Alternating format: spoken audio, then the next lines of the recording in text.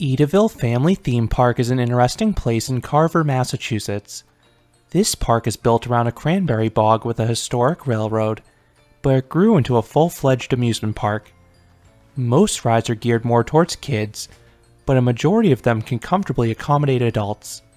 In this video, I will rank this park's top 10 rides and attractions.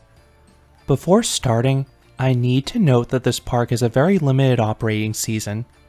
The park nearly closed once again after the COVID-19 pandemic.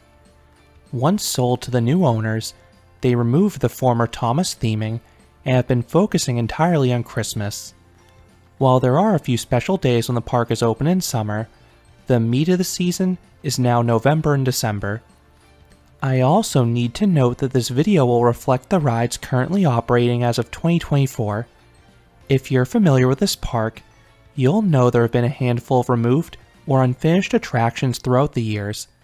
This included the Curse Splash water coaster that stood but never ran for a decade, a go-kart track that was paved but never finished, and a pirate dark ride that supposedly has the track in place. Starting off the list at number 10 is Tannenbaum Drop.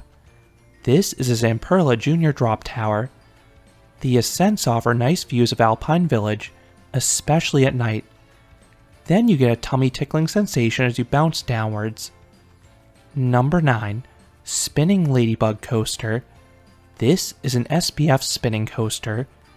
It is the basic figure-8 layout, but it operates with a long cycle. The forces feel more akin to a flat ride. If you have an off-balanced car, you can get a consistent spin throughout. Number 8. Cuckoo Caboose. This is a Zamperla spinning barn. The start and end have solid centripetal force. The spinning is a bit milder during the main cycle, but the tilt feature causes you to slide across the seat. Number 7. Matterhorn Mining Company. This is a Zamperla Junior coaster. It is smooth, outside of a weird jolt in the lift hill. Then it has some pep. The downwards helix has some light laterals. Then those final bunny hills have some faint weightlessness. And each cycle comes with 2 laps. Number 6. The Nut Tree. This is a spinning balloon ride. It has a nice location next to a pond. And if you're like me, you can use the center wheel to spin your vehicle like a top the entire time. Given the long duration, it is quite easy to get dizzy if you desire. Number 5. Samba Balloon. This is the smaller of the park's 2 balloon rides. This one is provided by Zamperla, and I have a slight preference for it as the tubs are even easier to spin, and the tilt varies the rotational speed, adding a bit of variety to the experience. Number 4. Alpine Autobahn. This is a Zamperla monorail around the Alpine Village section of the park. You get a nice aerial overview of the rides in the back section of the park, and it looks extra sweet at night when all the Christmas lights are illuminated. Number 3. The Bumper Cars. This is a Preston and Barbieri Dodgem hidden in Ellis's Playhouse. The arena is really weird, as you have a bunch of columns in the center. While you are asked to drive counterclockwise, you can take shortcuts in between the columns to get some really good hits in. The cars have solid speed and average power. The one con with this attraction is that there usually are just 2 to 3 people riding at most. You need all the cars filled to maximize the experience, which I was lucky enough to get in my recent visit. Number 2. Scrambler. This is a classic Eli Bridge spinning ride, and it's one of the better ones out there. This one has a very high top speed, so the laterals are intense. It is the park's wildest attraction by far. You will be thrown against the side of the vehicle or your riding buddy, depending where you're sitting. And this ride usually has a long duration as well. Just note that single riders are not allowed. And coming in at number 1 is the train. Was there any doubt what number 1 would be?